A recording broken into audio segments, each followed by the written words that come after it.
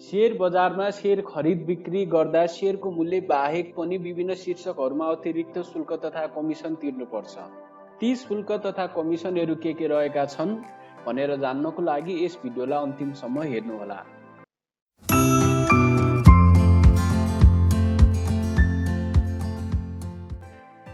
दोस्रो, बजारमा शेयर खरिद बिक्री गर्दा लगानीकर्ताले शेयरको मूल्य बाहेक पनि निम्न शीर्षकहरूमा अतिरिक्त शुल्क तथा कमिसन तिर्नुपर्छ।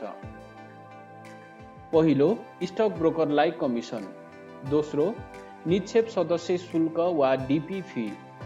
तेस्रो, धितोपत्र बोर्ड कारोबार शुल्क। चौथो, पुँजीगत लाभ कर यदि नाफामा शेयर बिक्री गर्नुभएको छ भने।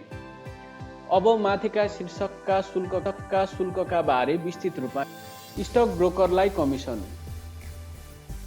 हरेक पटक शेयर खरिद बिक्री गर्दा लगानीकर्ताले स्टक ब्रोकर अर्थात् शेयर दलाल व्यवसायीलाई प्रति कारोबार रकमका आधारमा निश्चित प्रतिशतका दरले कमिसन तिर्नुपर्ने हुन्छ।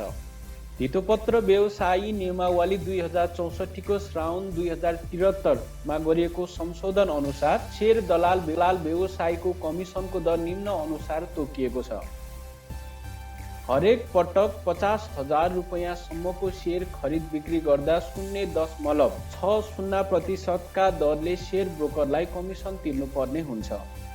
त्यस्तै 50,000 भन्दा माथि 5 लाखसम्मको कारोबार गर्दा 0.55%, 5 लाख भन्दा माथि 20 लाखसम्मको कारोबार गर्दा 0.50%, 20 लाख भन्दा माथि 1 करोडसम्मको कारोबार गर्दा 0.45% र अन्तिममा 1 करोड रुपैयाँ भन्दा माथिको कारोबार रकमको 0.4% दरले लगानीकर्ताले ब्रोकरहरूलाई कमिसन तिर्नुपर्ने हुन्छ।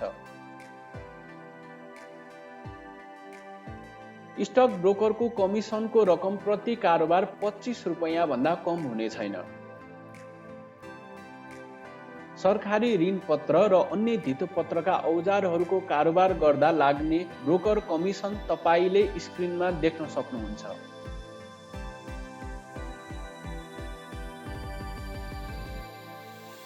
निक्षेप सदस्य शुल्क।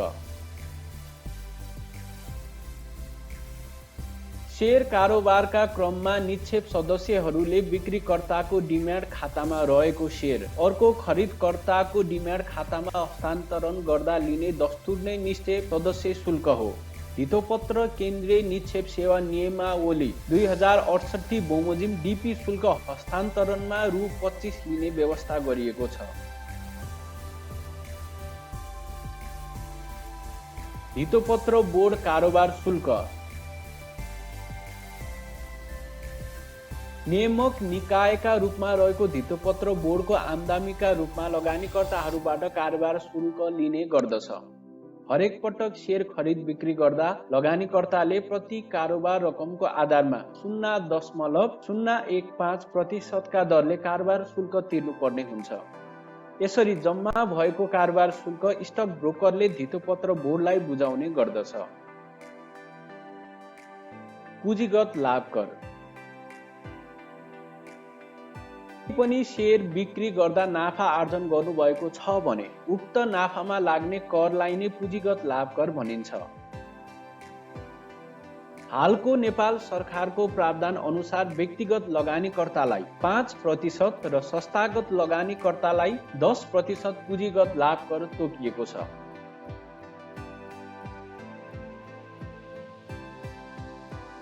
पुँजीगत लाभ निर्धारण गर्दा बिक्रीबाट प्राप्त रकममा खरिद रकम र खरिद गर्दा लागेको लागत घटाइन्छ र उक्त लाभमा मात्र पुँजीगत लाभ कर निर्धारण गरिन्छ। बिक्रीकर्ताले बिक्री बापत प्राप्त गर्ने रकमबाट पुँजीगत लाभ करको रकम काटेर स्टक ब्रोकरले नै कर कार्यालयमा उक्त रकम जम्मा गरिदिन्छन्। एउटा उदाहरणबाट हेरौँ। रामले एबीसी कम्पनीको 100 किता शेयर प्रति किता 250 रुपैयाँमा खरिद गर्दा रामको खरिद मूल्य 25,000 पर्न आउँछ। यस कारोबार बापत रामले ब्रोकरलाई कमिसन बापत 25,000 को 0.60% का दरले 150 रुपैयाँ, निक्षेप सदस्य शुल्क बापत 25 रुपैयाँ र धितोपत्र बोर्डको कारोबार शुल्क बापत 25,000 को 0.015% का दरले ₹3.75 गरेर जम्मा 25,178 रुपैयाँ 75 पैसा तिर्नुपर्ने हुन्छ।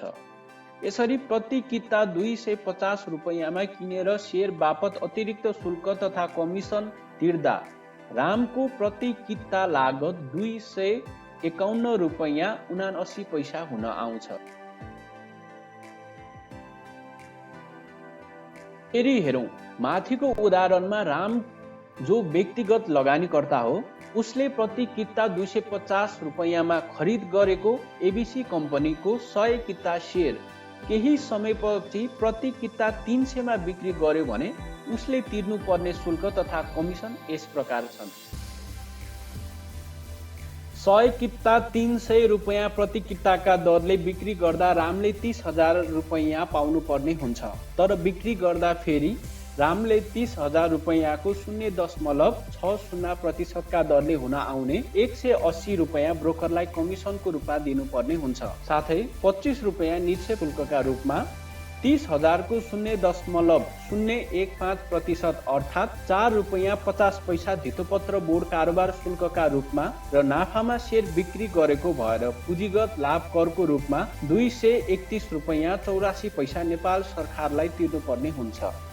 यसरी सबै शुल्क, कमिसन र कर तिरिसकेपछि रामले बिक्री बापत 29,558 रुपैयाँ 66 पैसा ब्रोकरबाट पाउँछ।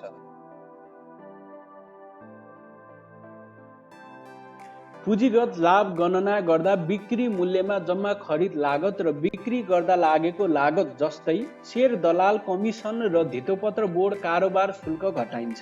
माथिको बिक्री गर्दाको उदाहरणमा 30,000 मा शेयर बिक्री गर्दा रामको खरिद लागत 25,178 रुपैयाँ 75 पैसा पर्दछ र बिक्री गर्दा उसले तिरेको शेयर दलाली कमिसन र धितोपत्र बोर्ड कारोबार शुल्क 184 रुपैयाँ 50 पैसा पर्न आउँछ।